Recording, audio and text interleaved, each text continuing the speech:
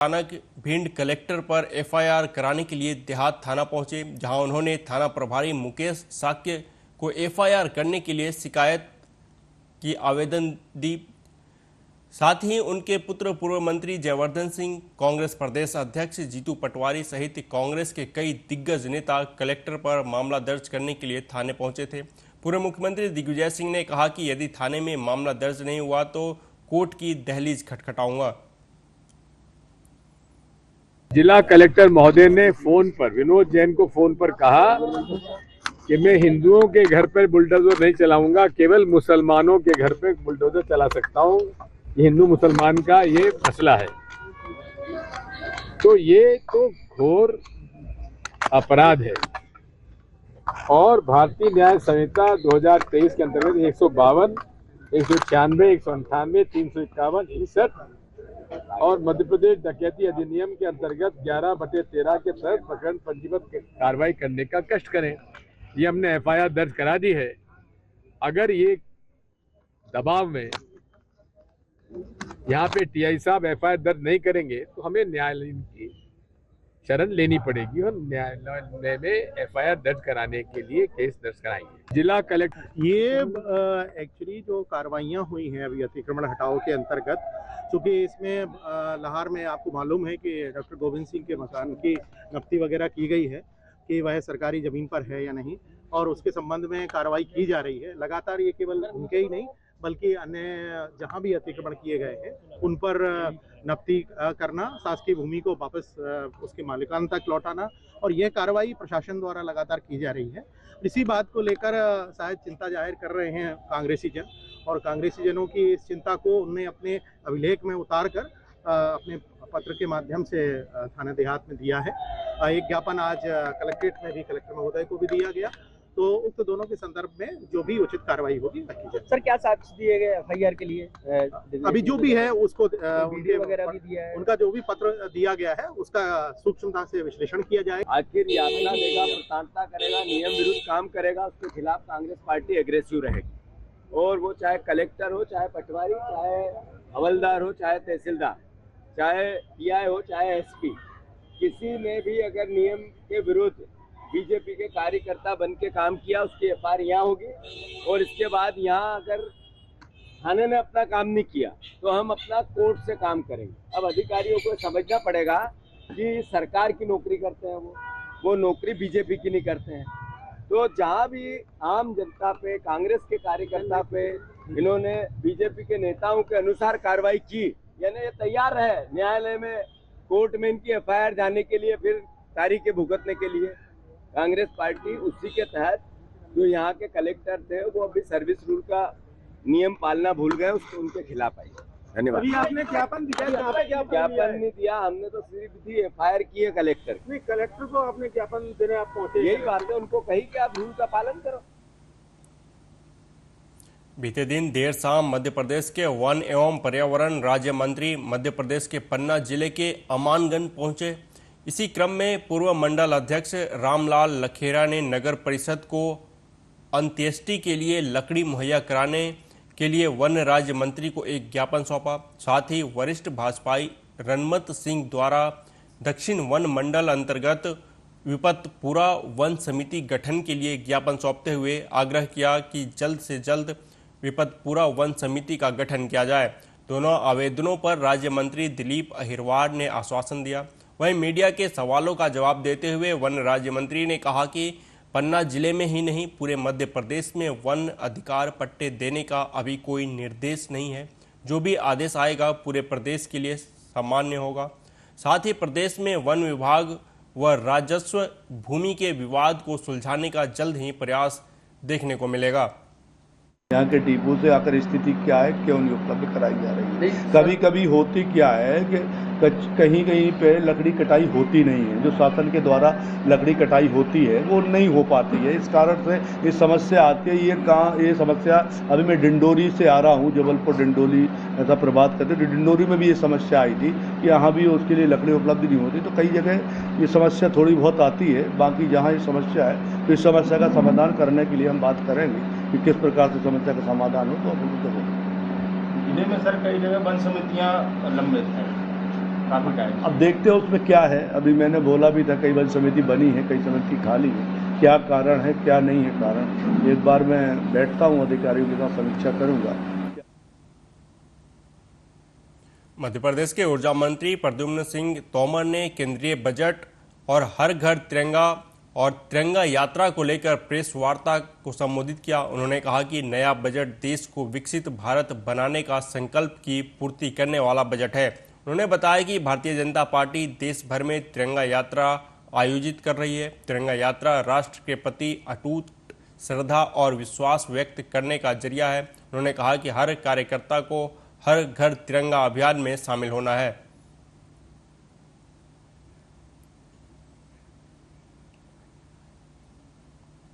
Budget के बाद narrative बनाने हेतु बिंदु हैं।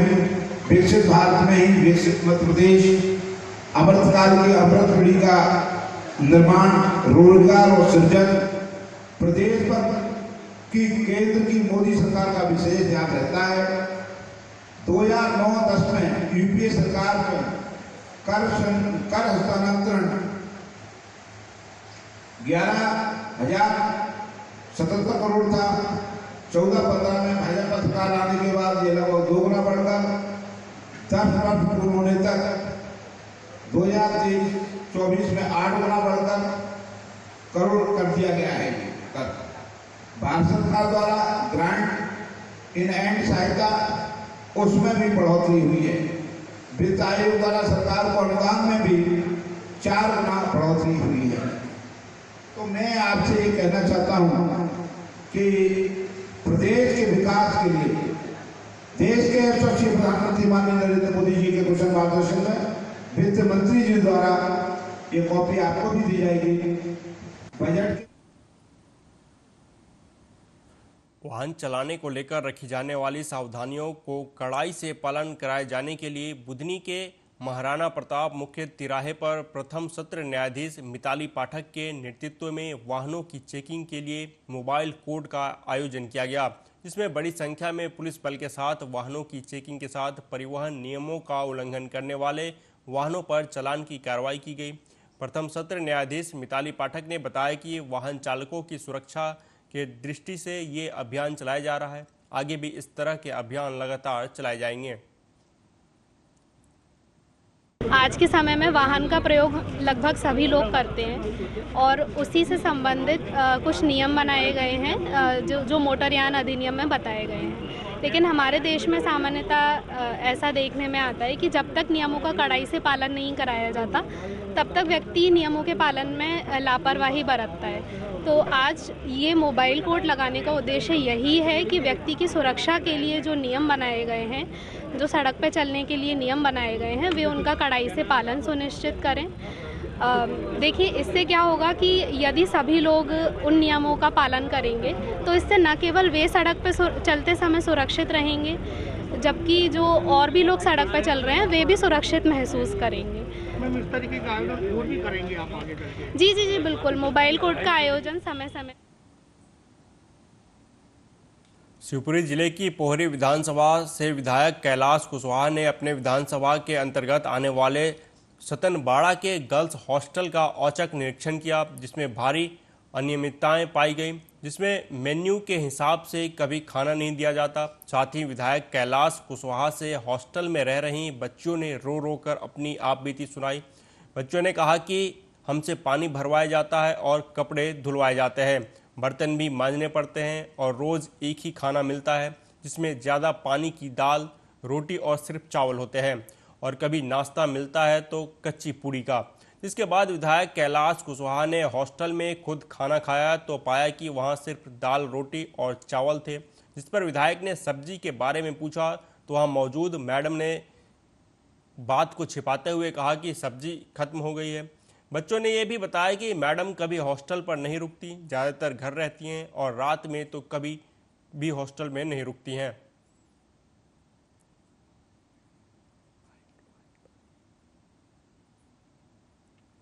पेरिस ओलंपिक 2024 में पुरुष भारतीय हॉकी टीम के ब्रॉन्ज मेडल जीतने पर गुना हॉकी संघ के खिलाड़ियों ने जीत का जश्न मनाया। भारतीय हॉकी टीम के ब्रॉन्ज मेडल जीतने पर हॉकी खिलाड़ी और हॉकी प्रेमी जनता में खुशी की लहर है। इसी को लेकर गुना के संजय स्टेडियम पर हॉकी खिलाड़ियों ने एक दूसरे को मिठाई खिलाकर जीत का जश्न मनाया। इस अवसर पर गुना के सभी वरिष्ठ और जूनियर हॉकी खिलाड़ी बड़ी संख्या में मौजूद रहे। भारतीय टीम द्वारा ओलंपिक में कांस्य पदक हासिल करने की खुशी में खिलाड़ियों द्वारा खुशियां मनाई जा रही हैं। ग्राउंड पर सारे देश की तरह गुना हॉकी ग्राउंड पर भी खुशियां मनाई जा रही हैं। इसी उपलक्ष्य में कार्यक्रम रखा गया है भारतीय टीम को बधाई देने के लिए और भारतीय हॉकी को नई ऊंचाइयां प्राप्त करने की खुशी। मध्य प्रदेश आदिवासी विकास परिषद ने मंडी परिसर ने आदिवासी दिवस मनाया। विश्व आदिवासी दिवस पर प्रदेश भर में अलग अलग कार्यक्रम आयोजित किए गए थे।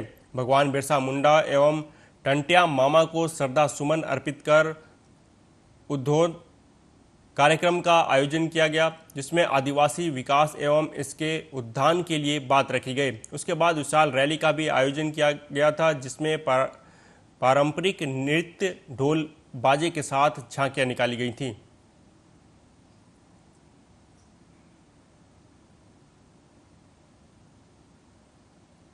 शिवपुरी के हवाई पट्टी के पास करबला जाने वाले रास्ते में रोड किनारे एक तेंदुआ शिकार की तलाश में बैठा देखा गया, जिसका वीडियो वहां से निकल रहे राहगीरों ने बनाकर सोशल मीडिया पर वायरल कर दिया। जानकारी के अनुसार बीते शाम राहगीर हवाई पट्टी के पास करबला जाने वाले रास्ते से गुजर रहे थे, तभी उनको रोड किनारे एक तेंदुआ दिखाई दिया जो शिकार की तलाश में बैठा हुआ था, जिसका वीडियो राहगीरों ने बनाकर सोशल मीडिया पर वायरल कर दिया। वहीं आपको बता दें कि यह क्षेत्र नेशनल पार्क से सटा होने के कारण कई बार तेंदुए को इसी रास्ते पर पहले भी कई बार देखा जा चुका है।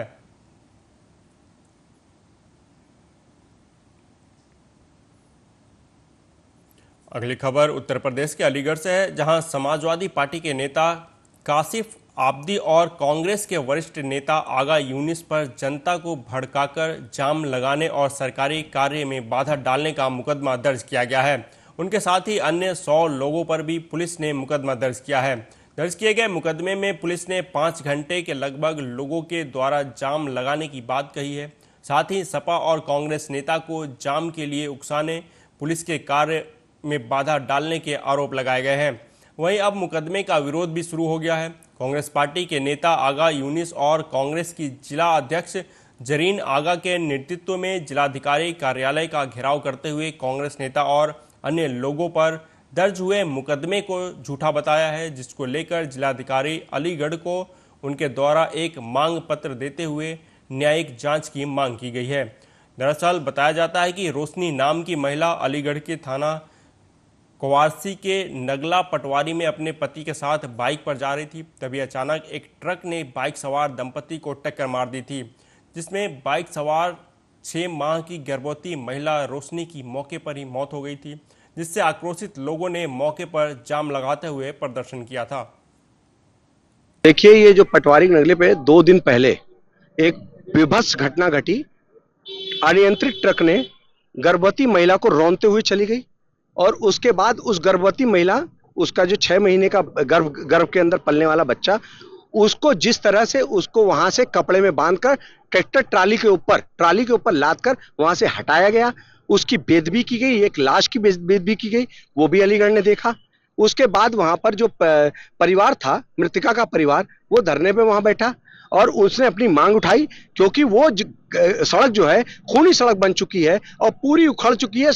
1 साल से ऊपर वो उखड़ी पड़ी है, आप किसी से पता करा लीजिए। लेकिन वहां पर प्रशासन न देखता है न सुनता है, और वो एक खूनी सड़क ऐसी नहीं खूनी, अनियंत्रित, मतलब देखिए यहाँ पर देखिए मामला यहाँ बहुत साफ है। कुवारसी थाना क्षेत्र के अंतर्गत एक क्षेत्र है, वहां पर एक ट्रक के द्वारा गर्भवती महिला को कुचल दिया गया। 6 माह का गर्भ और वो महिला दोनों की मृत्यु वहां हो गई। उसके बाद पीड़ित परिवार अपनी मांगों को लेकर के वहां धरना दे रहा था, तो वहां हमारे जो नेता हैं इंदिरा गांधी जी पहुंचे, उन्होंने पीड़ित परिवार को समझाया और जाम खुलवाने की कोशिश की। लेकिन पुलिस प्रशासन ने अपनी नाकामी को छुपाने के लिए हमारे ही नेता के विरुद्ध मुकदमा दर्ज कर दिया, और ना सिर्फ हमारे नेता आगे उसके खिलाफ, बल्कि उनके अतिरिक्त 110 लोगों के खिलाफ मुकदमा लिखा गया है, जो कि बिल्कुल झूठा है, निराधार। मांग सिर्फ इतनी है कि ये पुलिस प्रशासन उस मुकदमे की न्यायिक जांच कराए। यहाँ अभी जो ये बटवारी के नगले में जो हादसा हुआ है, ट्रक से जो महिला कुचली गई है, जो 6 महीने का गर्भ धारण था उसमें, तो इस तरह से कुचली गई। तो आगा यूनुस और 100 लोगों के ऊपर जो मुकदमा करा गया है वो गलत है, झूठा मुकदमा है। और आज हम लोग जो है आए हैं इसी को लेके, और अभी हम जो है ज्ञापन देते हैं, इस मुकदमे को खत्म किया जाए, खारिज किया जाए।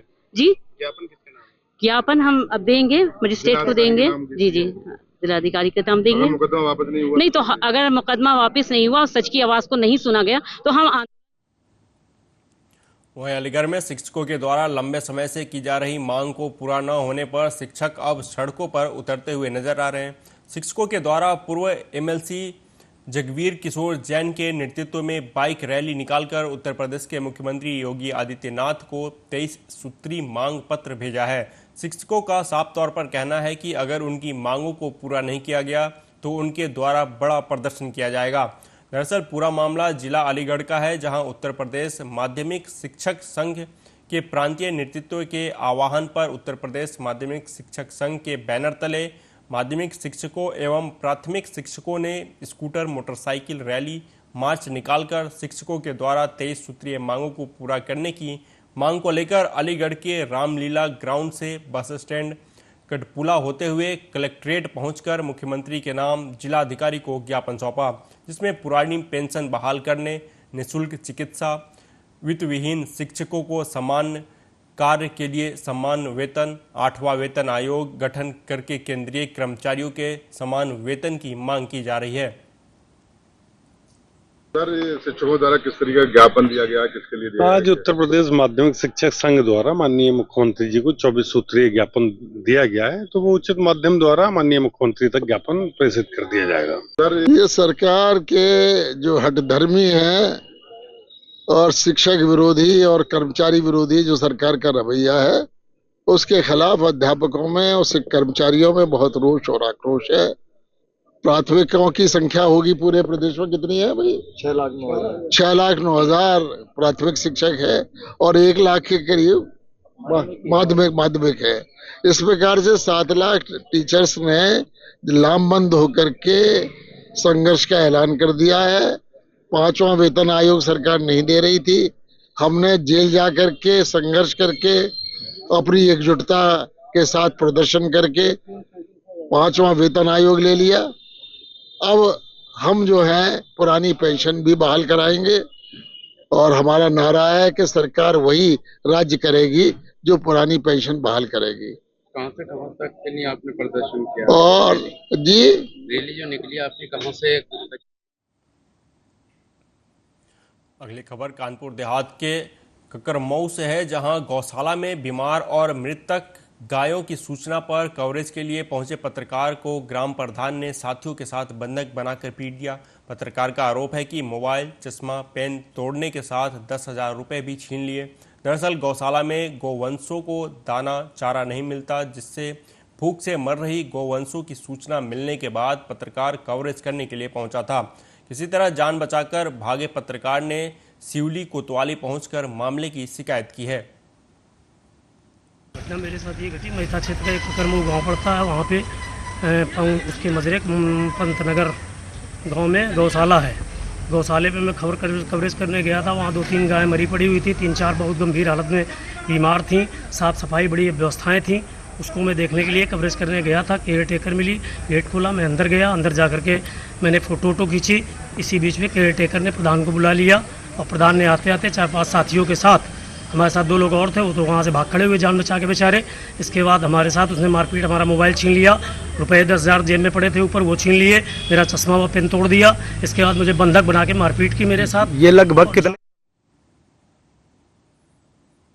रायबरेली में इस बार की हुई अब तक सबसे तेज बारिश के चलते एक मकान भरभरा कर गिर गया, जिसके मलबे में दबकर महिलाओं समेत 4 लोग घायल हो गए। वहीं 2 बकरियों की भी मलबे में दबकर मौत हो गई।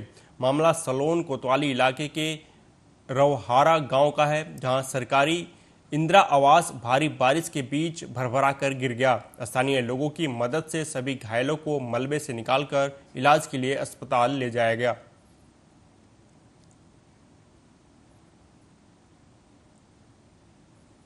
वहीं रायबरेली में संदिग्ध परिस्थितियों में तालाब में डूबने से एक युवक की मौत हो गई। युवक तालाब में नहाने गया था, जहां ज्यादा गहरे पानी में डूबने से उसकी मौत हो गई। स्थानीय लोगों ने 100 को तालाब से बाहर निकाला। कोशिश की लेकिन अरे 4-5 लोग गुड़िया, पूरा गांव ही गुड़िया पीट रहा था और 4-5 लोग जब तालाब में नहाने के लिए गए तो ये भी साथ में चला गया और नहाते नहाते डूबने लग गया। जब डूबने लग गया तो साथ के लोगों ने इसके बचाने की कोशिश की लेकिन तब तक नीचे बैठ चुका था।